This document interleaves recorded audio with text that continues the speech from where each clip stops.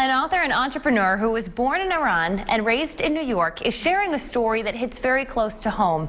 Her new book, Shaming My Red Lips, shares the story of a teenage girl thrust back into the Middle East, learning the importance of staying true to oneself and fighting for what's right. Author Sharon Farsanjani joins us to share her story and more about her work. Good morning. Good morning. It sounds like such a powerful story, and we're going to dive a little deeper into it in just a moment. But in addition to being an author, you also have a new venture, a fragrance line. Tell us about that.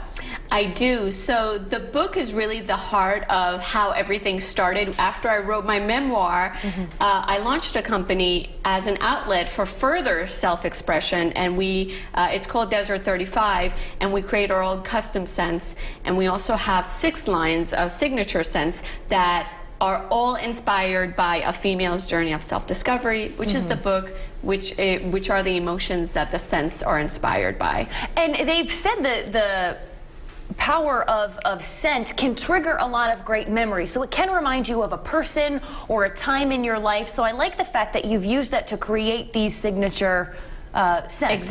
Exactly, right. So for example, on our custom line, we really do a lot of weddings. So the bride and groom make that scent. So in 1 or 2 years, if they smell that scent, it automatically takes them back to their wedding day. So that's how powerful it is. And we do a lot of baby showers, so when the baby is 17 years old, and maybe if they created it, you know, it's just a scent, signature scent for them. And it sparks that nice memory again. Exactly, right, and they could relive. It's like going down memory lane, really sentimental, very connecting. You certainly went down memory lane when you were creating this book. Set the scene for us. You were 16 when you had this huge culture shock thrust upon you.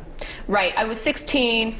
My dad said, "You're becoming too white." And mind you, I'm a Brooklyn teenager, so very rebellious, very opinionated. And so he took me back to Iran. So I viewed Iran from the lens of a Brooklyn teenager, a very rebellious one, I might add. And so everything in Iran, from the education to the cultural perspective to the religious layer that the country has, everything was viewed from me being grown up in New York all my life. It's incredible. You mentioned that kind of rebellious side, and whether you are a rebel or not, when you go into a place like Iran, you might be taking part in rebellious-like activity, whether you're meaning to, and you kind of found some difficulty with that, found some troubles.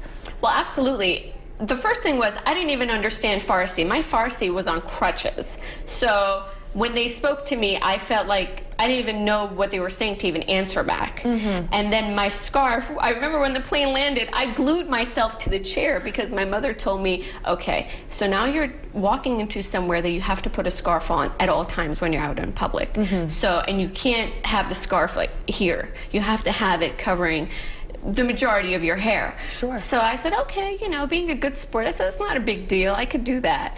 But then, and I stated in the book, I was hired to be the evening news anchor for Iran, and I was in the federal IRIB, which is the Islamic Republic Broadcasting. Wow. That was when everything hit me hard.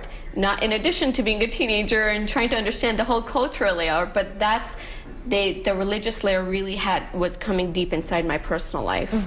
And you explained so much of that in your book here. It looks like a great read, a fun read for the summer too. I mean, to really kind of throw yourself into a different environment. Thank you so much for coming in and sharing a bit more about your life. Thank you for having me. It really is a wonderful story. Shaving My Red Lips will be out later this month, but you can check out Sharon's fragrances now. They're available on Amazon.